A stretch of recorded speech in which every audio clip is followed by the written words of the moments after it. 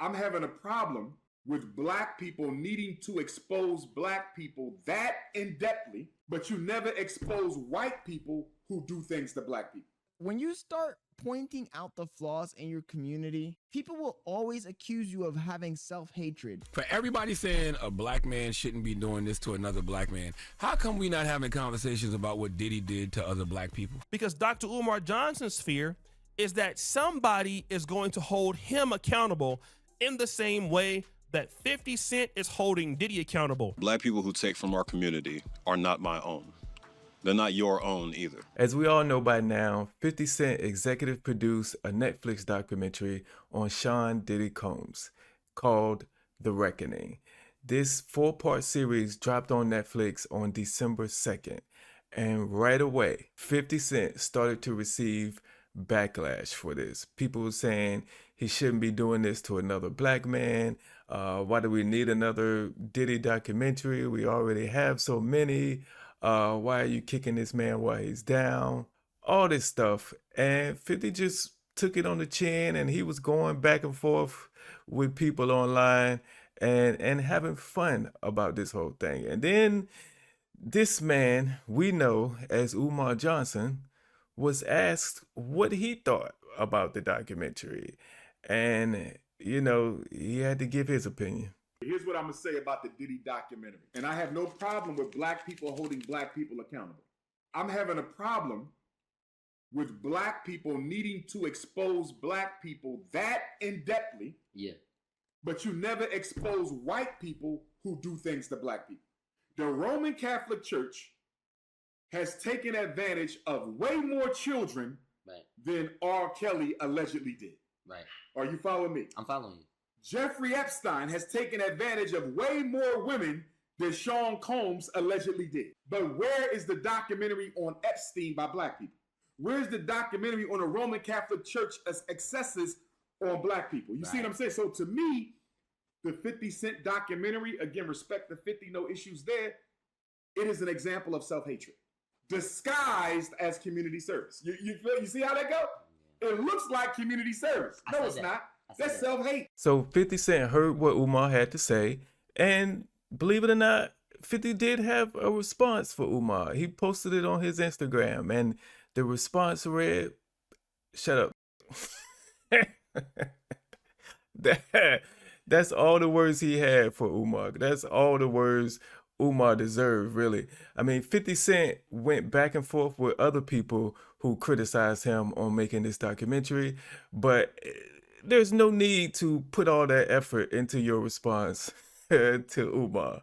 Now, look, I know everybody is entitled to their own opinion, but here's how I'm looking at it. How can somebody like Umar, who, in my opinion, takes from the community on a daily basis and gives nothing in return, how can he say anything about this? And to call it self-hatred is crazy. You mean to tell me if I point out and talk about the illegal acts of someone who looks like me, that means I hate myself? If that's how you feel, I'm questioning what type of person you are, because that don't make any sense. I think Scott Leonard broke it down perfectly, so I'm gonna let him talk for a minute. Yo, when you start pointing out the flaws in your community, people will always accuse you of having self-hatred. Oh, this guy must hate being black. This guy must hate himself. This guy must be against his own community. What a traitor. What a traitor. A traitor because I point out the things that I don't agree with. I had a very long conversation with one of these people, right? And they told me that they felt like, as a black person, any black guy who's pointing out the flaws in the community, any black guy who will snitch on another person for committing a crime, get them in trouble, is a traitor. I'm literally trying to make things better for all of us. And frankly, I find it offensive that you think that you can tell me how I feel about myself and my identity.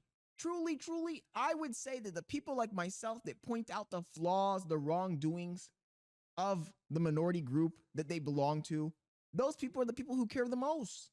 because I want to see people do better. Right. I want to see society heal. And society cannot heal if we're going to defend criminals, bandits, villains, just because they look like us. I love my community. I love the people of my community. I also despise the people who want to harm my community. So because the person causing the harm is black, I'm supposed to look the other way and act like I don't see it? The argument some people have is we have enough Diddy documentaries. We don't need any more. Anybody who will intentionally bring harm to other people is a messed up individual. These documentaries were created to show and remind us just how messed up Diddy is. And we need reminding sometimes because we easily forget. I feel like some people are more mad at 50 for producing the documentary than they are at Diddy for doing what he did. It feels like they're trying to turn Diddy into this victim when he is so far from that. The real victims are the people he harmed. I'm gonna ask y'all this, and Charlamagne had the same question. What about them? You know what's so interesting about the 50 commentary? For everybody saying a black man shouldn't be doing this to another black man, how come we not having conversations about what Diddy did to other black people? Like when you watch that documentary, every person on that documentary except for Aubrey O'Day is black. So how come nobody is saying a black man shouldn't do that to other black people? Because here's the thing, there are things we know Diddy did because we saw it, and there are things he's being accused of. We don't know if they're true. Right. But either way, majority of people who are accusing him of something are black. So I don't understand why, there's not more conversations about that, but everybody's so, 50 Cent shouldn't be doing this to another black man. What about all the black people Diddy did and allegedly did stuff to? So you want us to take it easy on that man, even though that man didn't take it easy on any of his victims. Literally. My question to you is why? Because I find that very suspicious. Why do you care so much? Are you afraid that if we continue to talk about the harm he's caused, we'll eventually start talking about the harm you've caused? I think that's why Umar is trying to distract us. I think me and O'Shea Duke Jackson are on the same page with this. Dr. Umar Johnson does not care about Diddy. Dr. Umar Johnson may or may not like Diddy. That's not important. But the framework is important. The institutions that Dr. Umar Johnson wants to attack is meritocracy, honesty, transparency. Okay? Because if you can operate in ambiguity or opacity or in the fog, well, that's what he'll do. And that's where Dr. Umar Johnson is the greatest. I did a video on my Kanganda YouTube channel called The Rise of the Pan-African Pookies. And the reason why a lot of black people, especially a lot of people in the conscious community, talk about going back to Africa, reuniting with the continent, is because it's one of the best places where you can scam. I'm here on the continent. I love it here, but I'd be lying if I told you that we don't have a problem with Black American scammers or Hebrew Israelite scammers, or it doesn't matter. It's a lot of people that are in certain cliques that scam, YouTubers, land deals. And so when these scams happen, well, they ask the community for this money, very similar to Dr. Umar Johnson. And once this happens, then the argument is, well, you don't ask them white folk for their money. What? I mean, white supremacy been holding you down for all these years and taking from you, but you ain't got nothing to say about the white man. And that's what unaccountability does. It takes the accountability off of Diddy, because Diddy was in the black community. 50 Cent made a video about Diddy, and you're saying, well, don't make the video about Diddy, make it about somebody else. Well, if you make it about somebody else, then what happens is the people in your community get to run wild. And the reason why black people don't really make those kind of hit pieces on other people like Epstein, because we never encountered Epstein. Right. He's done nothing in our community that we can verify. And we shouldn't. The best way to grow as a community is to go after the people who are defrauding you. The black pastors, criminals, Crips. I mean, I grew up in Del Paso Heights, and we had drug dealers. We had all kind of stuff going on, all right? And it made it unsafe. When somebody broke into my house, and we kind of had an idea who did it. Unfortunately, it was not Jeffrey Epstein. Got him! It was somebody that lived in our community. In one case, it was a guy who lived right behind us, you know, and thankfully we had insurance. But then if we were to tell on that person and hold that person accountable to the law, then obviously we're snitching. We trying to bring another black person down. And so if all blacks adopt that, then blacks like Dr. Umar Johnson, they never have to be accountable for anything. They never have to deliver on what they promise, right? Because you will never focus on whatever he's doing, which is dealing with women, not delivering on promises, taking people's money. He will be able to go scot-free. And scammers want you to go scot-free because Dr. Umar Johnson's fear is that somebody is going to hold him accountable in the same way that 50 Cent is holding Diddy accountable. So now we got to attack the institution of accountability. So all people who want to run reckless got to come out and say 50 Cent is a sellout. 50 Cent is a raccoon. 50 Cent ain't focusing his efforts on nobody else. And the reason why they're saying that is because if somebody comes after them and focuses their attitude on them, then what happens is that accountability will be so strong that it's going to destroy their career. And they have to come to terms with the damage and all of the empty promises to the black community. So let me tell the black community something that they all need to hear, which is, listen, let's stop focusing our effort on each other because ain't nothing wrong with us. Let's focus it on the white man.